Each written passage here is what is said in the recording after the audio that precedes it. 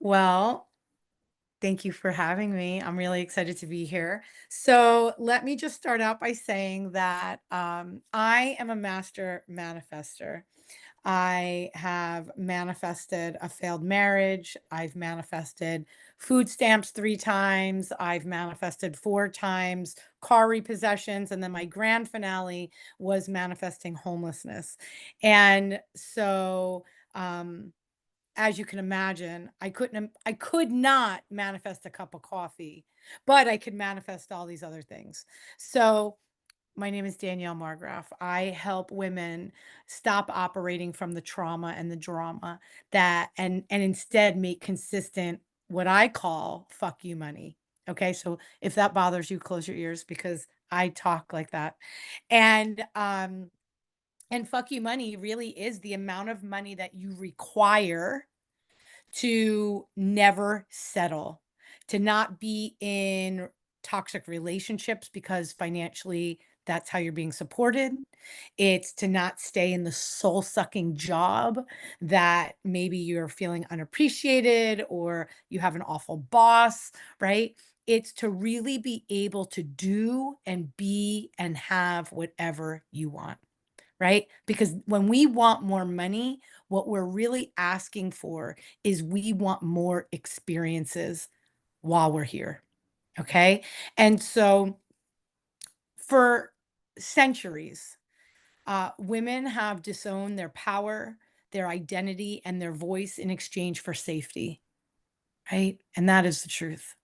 Right? And so what I really have come to learn is that all those years of becoming this master manifester for all the things I didn't want really got me to was an opportunity for me to really dig deep and understand what was going on. So what was going on with me, and if you can relate, it's probably going on with you, is I was carrying what I call emotional debt.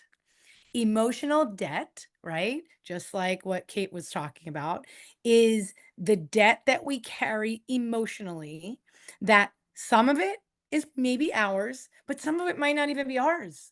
Some of it we might be have been born into generationally, right? And so we carry this debt like an obligation. We carry it like this responsibility, this heavy weight on our shoulders or on our hearts.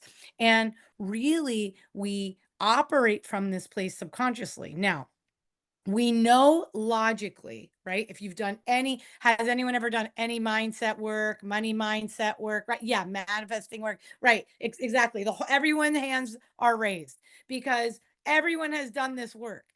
And yet we start to wonder, what am I doing wrong? Or worse, what's wrong with me? Right? Like those that we go, "Well, how what are we not what are we not getting here? Why isn't it working? Or why isn't it consistently working?"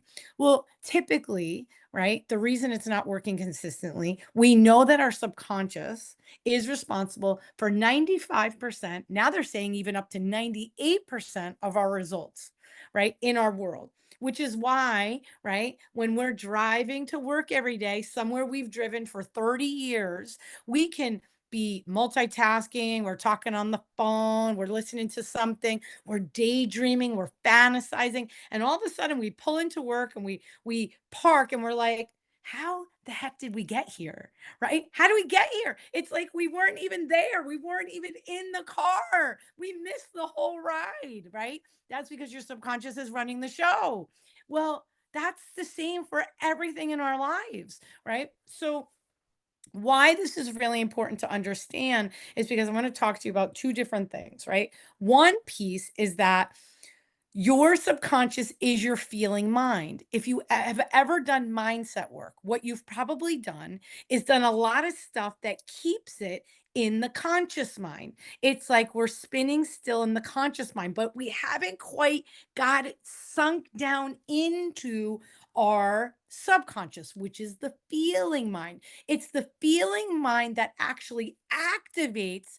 It's like almost like this GPS that talks to the universe. This is how I like to describe it. It's like it's saying to the universe, over here, I want this thing, right? And so you can imagine that if you're focusing on what you don't want, a failed marriage, food stamps, no money, car repossessions, right? And you get more and more fear built up through past experiences. You will continue to create those in the present, right? So, what we want to do is we always want to be into that in that feeling state.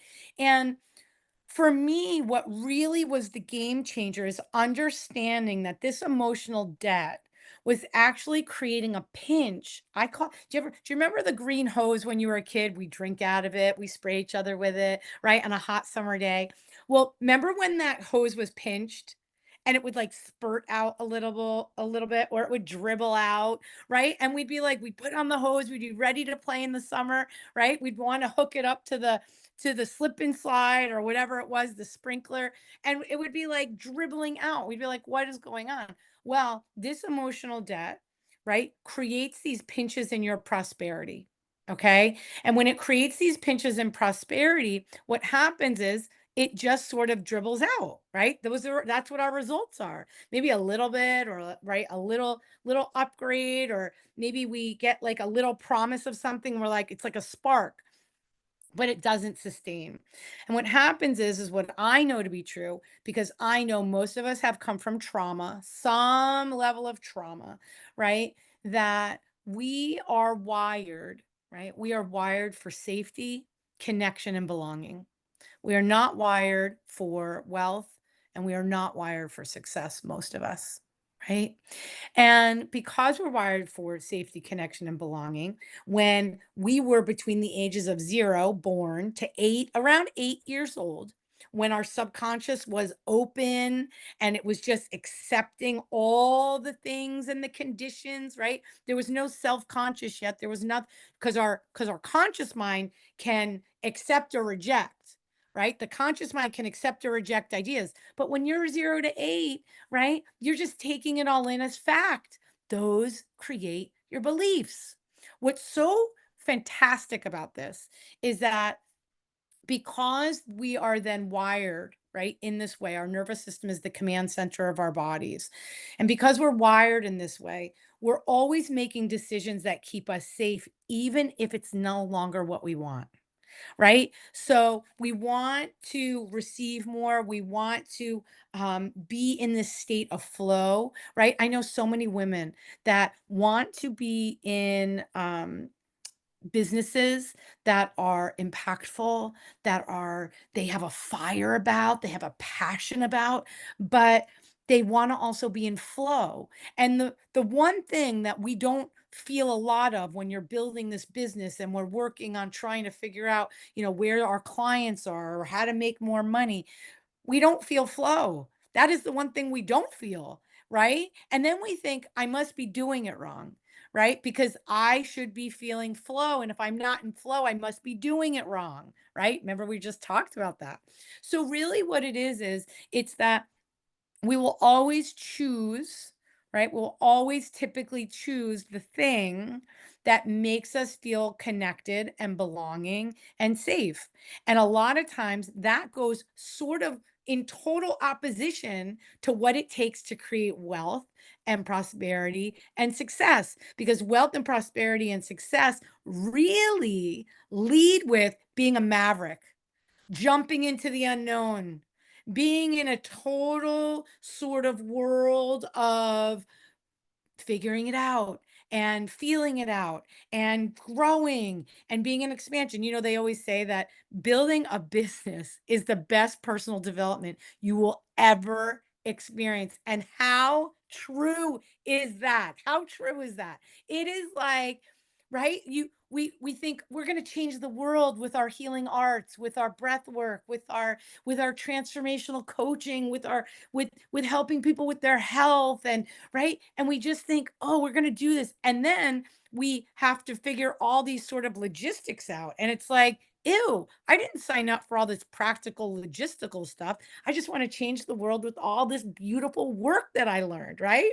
So it really is a class in our own self in how do we be bigger? How do we create more? How do we allow more? Right. And so part of that is we need to really be in a state of, because most of us want to be in a state of wealth, right? We need to go into that state of wealth. We have to understand where we are in what I call it a money flow hierarchy. Okay. And so it's sort of imagine a ladder, right? So I just want you to imagine a ladder. Okay. So there's a ladder, right? You could even draw one if you have some paper in front of you, draw the ladder, right? And so there's only two rungs on the ladder. We go from the bottom to the one rung, then there's a big middle part of the ladder, and then there's only one rung up after that, right? And at the bottom of the ladder, right, is really in our nervous system, because I've studied this for so many years. I have tracked thousands of women and their patterns when it comes to money and wealth and their nervous system, and it's wild what I've discovered.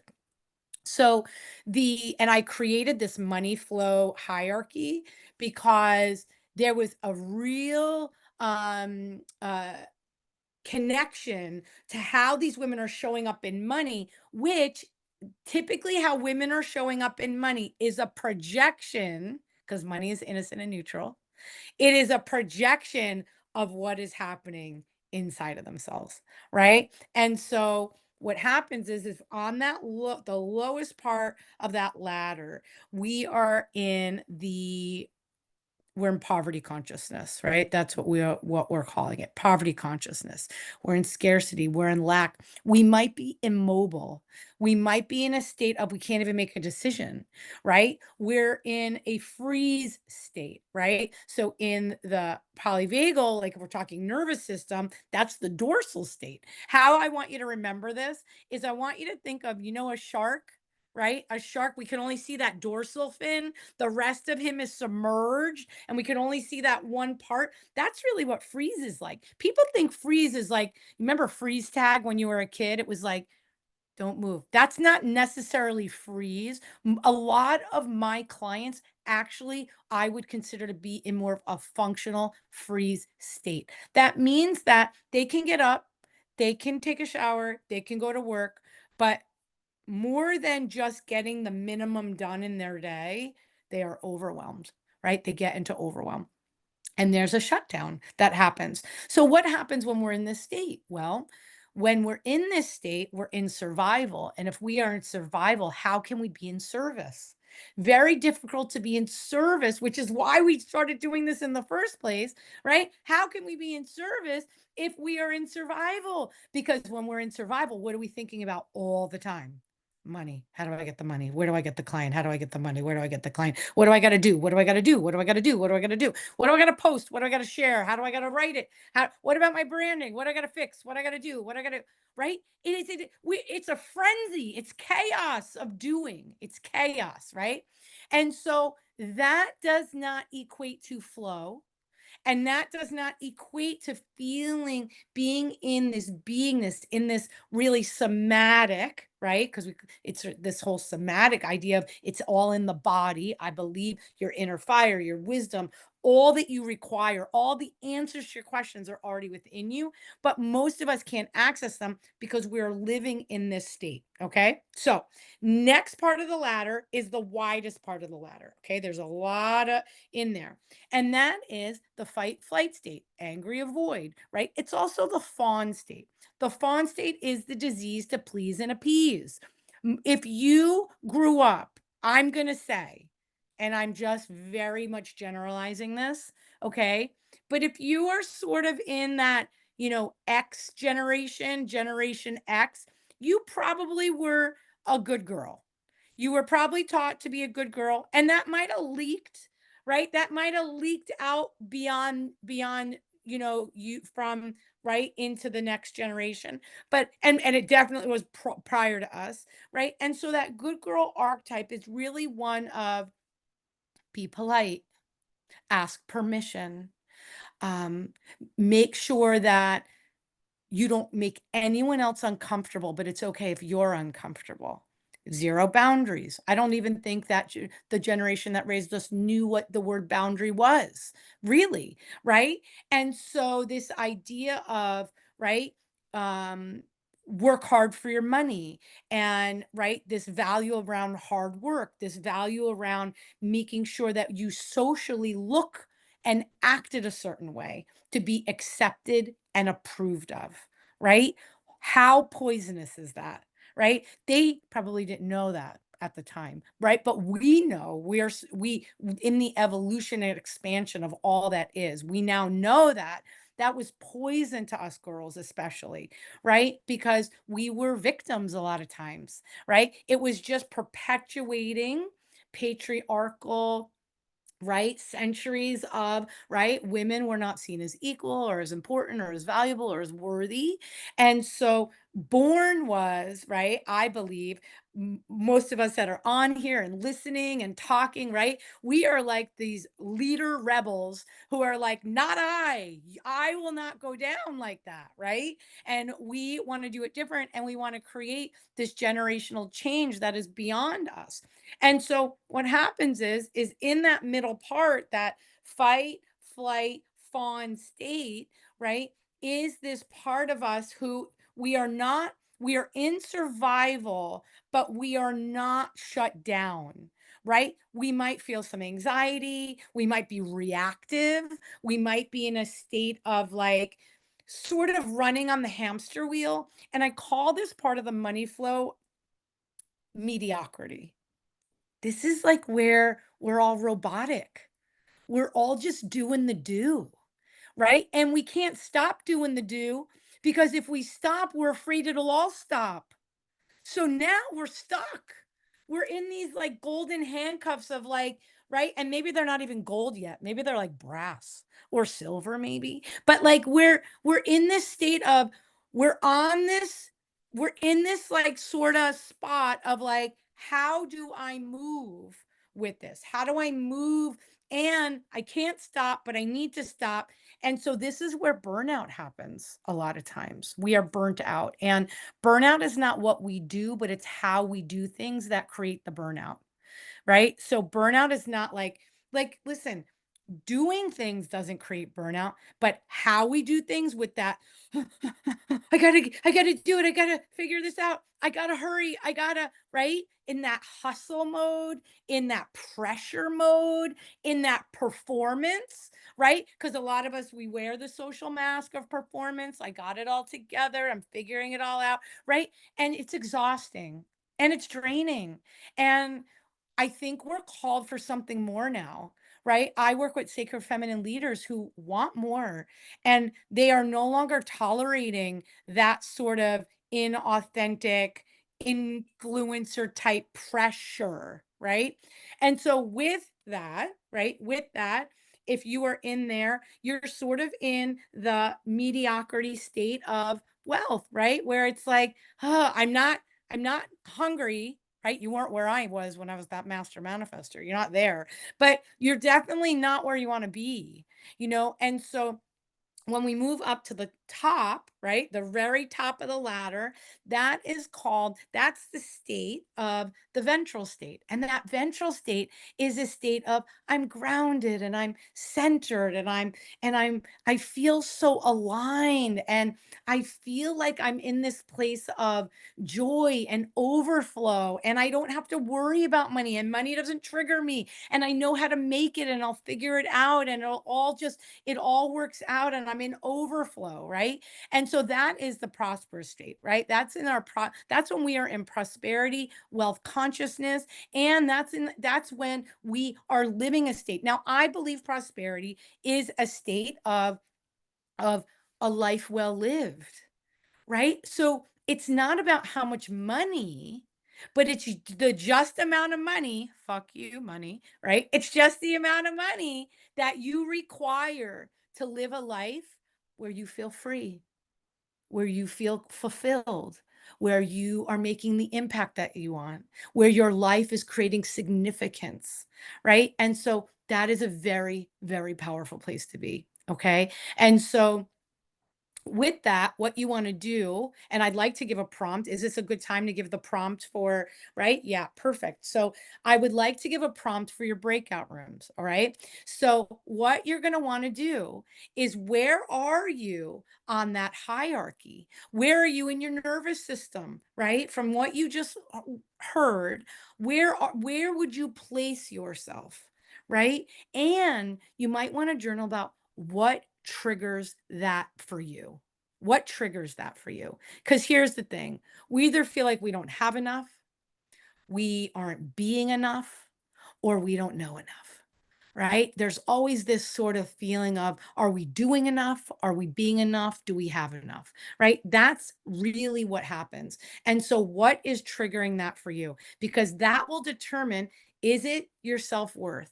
Is it your sense of worthiness? Right? Is it your sense of physically, right? Do you physically need more, or do you have enough and you are just feeling like insecure around what you have? Or is there this sense of your value is placed on what you do, right? And is that where your identity comes from? And so, those are just lots. I mean, you could really go to town with that. Just really be right. Take your time, light a candle, get some tea, sink into it. So, and I'll just complete there. I just feel like there was so much there.